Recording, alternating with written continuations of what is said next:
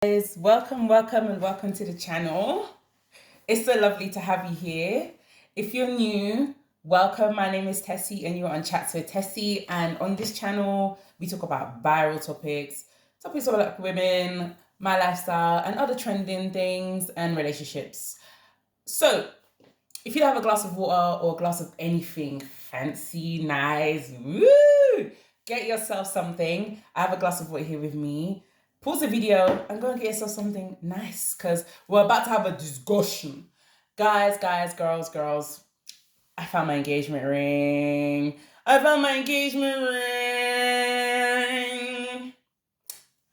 Seriously, this went missing 2 months ago. And I was devastated. I was crying and I was just absolutely miserable. And I prayed, and even Greg said he was going to find a new engagement ring for me. He was going to buy one actually at the end of the month. And this popped up. Woo! God is good. God is so good.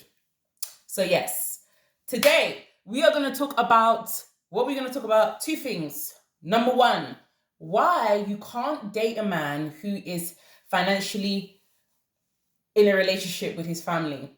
And number two, why you can't date a man who hates his job. These two things are very, very important. And you just can't compromise on them. I'm so sorry, ladies, but you can't. You can't compromise on them. You cannot date a man who is financially in tune with his family. And you cannot date a man who hates his job. So let's go on to the first one, right? Why you can't date a guy who is financially in tune with his family. So I actually know someone like this. And what do I mean by financially in tuned?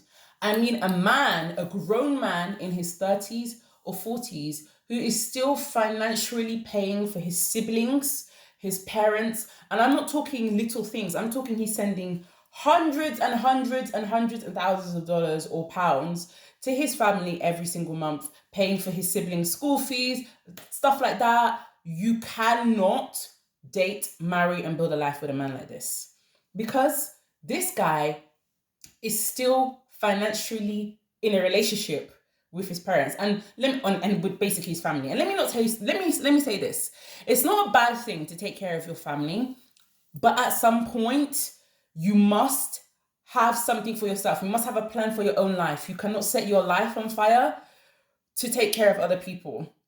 And bearing in mind, a lot of the time, this happens with Nigerian men so much. They will send money, work like a mad person, 70, 60, 80 hours a week, and all that money is going back to your family. And this man is barely even living like a human being where he is. And all the money is going back to the family. Meanwhile, the family over there will be comfortable. So comfortable. Meanwhile, the person that is busting their ass day to day is suffering. And do you think you can marry a man like that? Do you think you can be the wife of a man like that? Do you think you have any provision? You will suffer, you will starve if you are with a guy like that. You eat your head. I'm not even joking. You will eat your head. And it's not his fault.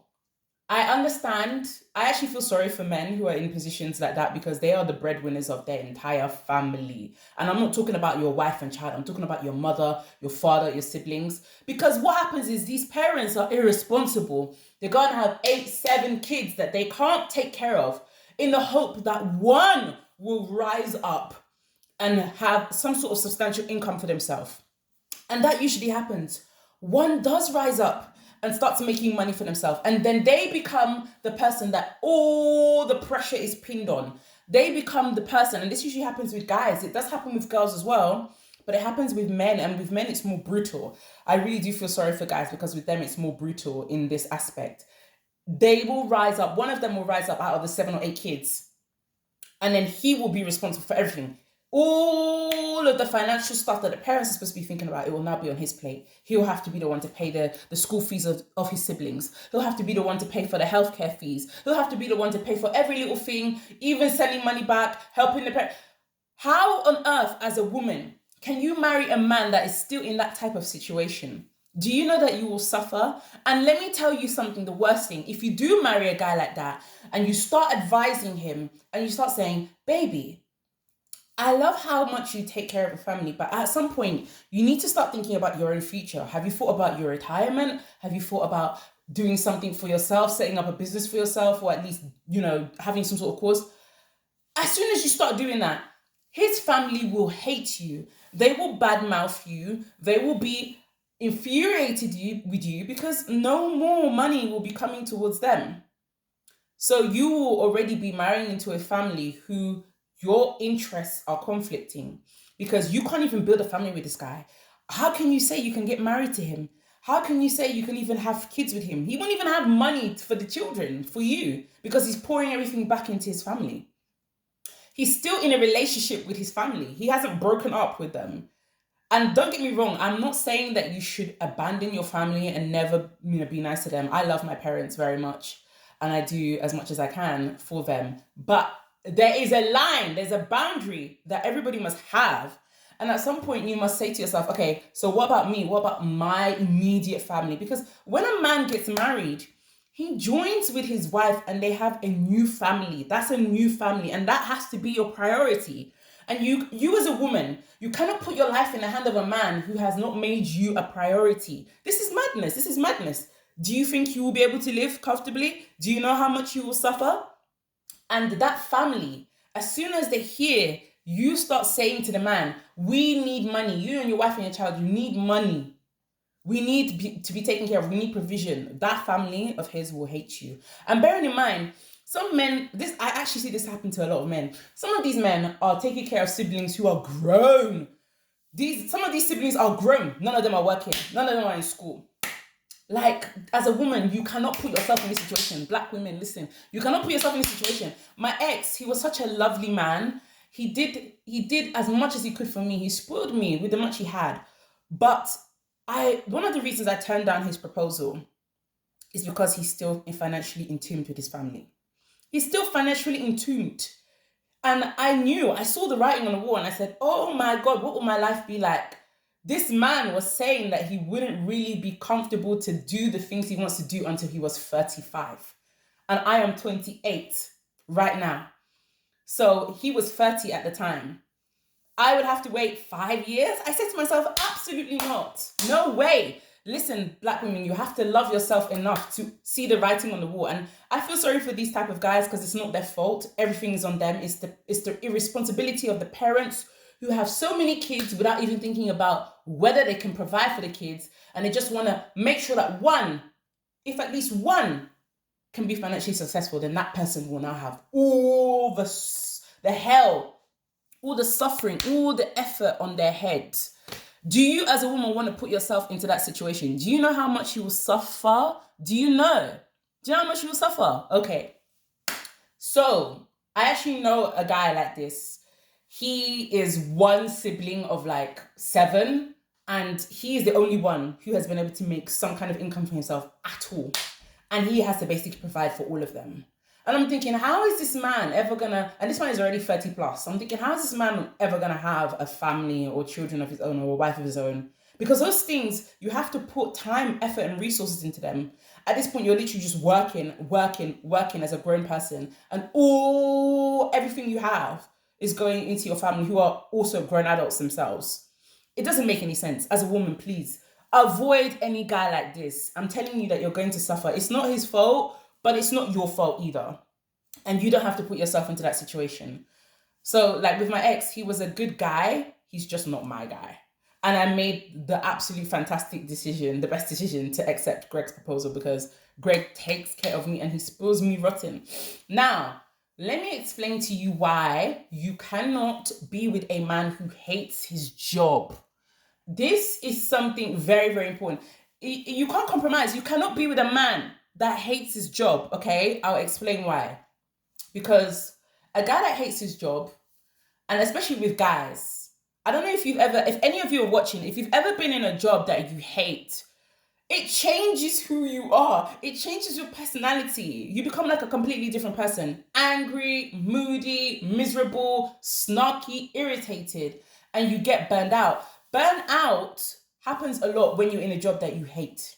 Because you're so sick and tired of just trying to survive that job and being in that job. It changes your very personality. You cannot be in a relationship with a man, bearing in mind, can you imagine experiencing a man? I remember I've talked about personality deaths before on this channel. I will link that video.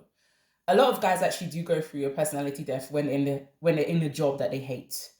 And that means that you're gonna have stark, fast, vast personality changes. And some of these changes are very, very negative. So sometimes the guy will start acting frustrated. He might even lose motivation to do things outside of that job. So he will come home and all he'll just want to do is lie on the bed or play video games. Blah, blah, blah. And that can actually lead to him becoming frustrated at you, putting the frustration on you. If you've ever been with someone who hates their job, they can't stop talking about it, by the way. They are always talking about how much they hate their job. When someone hates their job so much, they will spend every minute of the day talking about how much they dislike their job. Oh my God, I can't believe I have to go back there in the morning. Oh my God, I can't believe I have to go back to this crappy job. Oh my God, I hate this job. Oh my God, can you believe what this person did? It literally consumes them.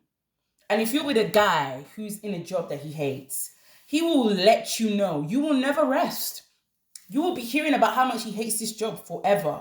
You will never stop hearing about, and let me tell you something. You think that frustration won't go on you? You're the only person there beside him consistently to hear that. Do you believe in your wildest dreams that that frustration that he's experiencing will not start going on you? Because it will. That frustration will start coming to you. He will start putting that frustration on you. He may not even mean to do it. He may not even want to do it, but he can't help it because the anger and the frustration and the hatred of his position is too much. And not only is it too much, it's overwhelming. He wouldn't even know when he starts saying horrible things to you, starts treating you horribly, starts being mean, angry, violent, because he hates the life that he's living. He hates the position he's in. You as a woman, you can never date a guy in this position, right? If he comes to you and he tells you, oh, I actually really hate my job, you have two choices to make. You can decide either to tell him, well, look, if you really hate your job, you need to leave. And you need to do that fast. And you need to come up with a plan that will get you out of there and get you into somewhere that, you know, you're happier. Or you as a woman could just leave that situation and not involve yourself in that in the first place. And let me be real with you. I remember there was a time where G had a job that he disliked for a very short amount of time.